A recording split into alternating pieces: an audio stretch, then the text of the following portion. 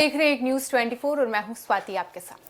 राष्ट्रीय जनता दल यानी आरजेडी ने अपना 30वां स्थापना दिवस मनाया और इस मौके पर पटना स्थित पार्टी कार्यालय में विशेष कार्यक्रम आयोजित किया गया, जिसमें बड़ी संख्या में पार्टी के वरिष्ठ नेता, विधायक, सांसद, पदाधिकारी और कार्यकर्ता शामिल हुए।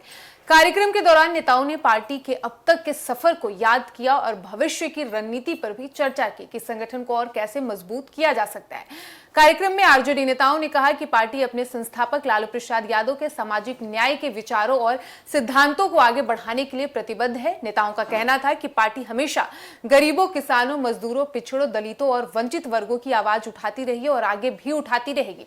राष्ट्रीय जनता दल पार्टी के प्रमुख लालू प्रसाद और उनके छोटे बेटे और बिहार विधानसभा में विपक्ष के नेता तेजस्वी प्रसाद ने भी राज्य और केंद्र में राष्ट्रीय लोकतांत्रिक गठबंधन सरकार की कड़ी आलोचना करते हुए कहा कि वे भाजपा आरएसएस से लड़ते रहे हैं और अपनी आखिरी सांस तक उनके खिलाफ लड़ते रहेंगे। यह बयान तेजस्वी यादव ने दिया है। दोनों नेता बीते बुधवार को पटना स्थित पार्टी मुख्यालय में पार्टी के 30वें स्थापना दिवस समारोह के अवसर पर पार्टी कार्यकर्ताओं और समर्थकों को संबोधित कर रहे थे। आरजेडी की स्थापना लालू प्रसाद यादव ने 5 जुलाई साल 1997 को की थी। लालू यादव ने कहा कि राज्य भर में स्थापना दिवस कार्यक्रम अगले 4 दिनों तक जारी रहेंगे ताकि जिला और बूथ स्तर पर भी पार्टी और उसके संगठन को मजबूत किया जा सके।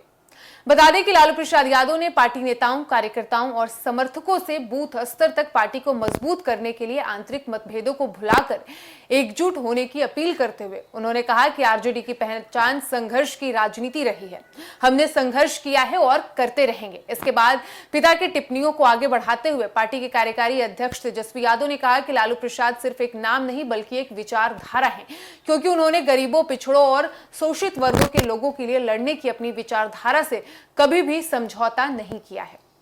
तेजस्वी यादव ने आगे कहा कि मैं अपनी आखिरी सांस तक भाजपा और आरएसएस के खिलाफ लड़ता रहूंगा। सत्ता हमेशा किसी के पास नहीं रहती, समय बदलता है और आज भी राजद राज्य की सबसे बड़ी राजनीतिक पार्टी है और हमारी संगठनात्मक शक्ति ही हमारी सबसे बड़ी पूंजी है। वहीं राजद नेताओं का भी कहना था कि यह लड़ाई केवल चुनाव की नहीं बल्कि विचारधारा और संविधान की रक्षा की लड़ाई है। कार्यक्रम में वक्ताओं ने कहा कि देश में सामाजिक न्याय, धर्मनिरपेक्षता और संविधान के मूल्यों की रक्षा करना जरूरी है। उनका कहना था कि आरजेडी इन्हीं सिद्धांतों को लेकर आगे बढ़ती रही है और भविष्य में भी इसी दिशा में काम करती रहेगी।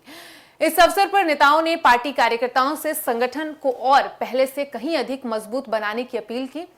उन्होंने कहा कि आने वाले चुनाव को देखते हुए हर कार्यकर्ता को गांव-गांव और बूथ स्तर तक जाकर लोगों से जुड़ना होगा। संगठन जितना मजबूत होगा, पार्टी उतनी ही मजबूती से जनता के मुद्दों को उठा सकेगी। कार्यक्रम में यह भी कहा गया कि आरजेडी का मुख्य उद्देश्य जनता से जुड़े मुद्दों को प्राथमिकता देना है। बेरोजगारी, महंगाई, किसानों की समस्याएं, शिक्षा, स्वास्थ्य और सामाजिक न्याय जैसी विषयों पर पार्टी लगातार आवाज उठाती रहेगी। नेताओं ने दावा किया है कि जनता के मुद्दों पर संघर्ष करना ही आरजेडी का पहचान रहा है। नेताओं ने पार्टी के 30 वर्षों के राजनीतिक सफर का भी जिक्र किया। उन्होंने कहा कि इस दौरान पार्टी ने कई राजनीतिक उतार चढ़ाव देखे, लेकिन अपने मूल विचारों और सिद्धांतों से कभी भी समझौता नहीं किया। उनके अनुसार यही वजह है कि आज भी पार्टी का एक मजबूत जनाधार बना हुआ है।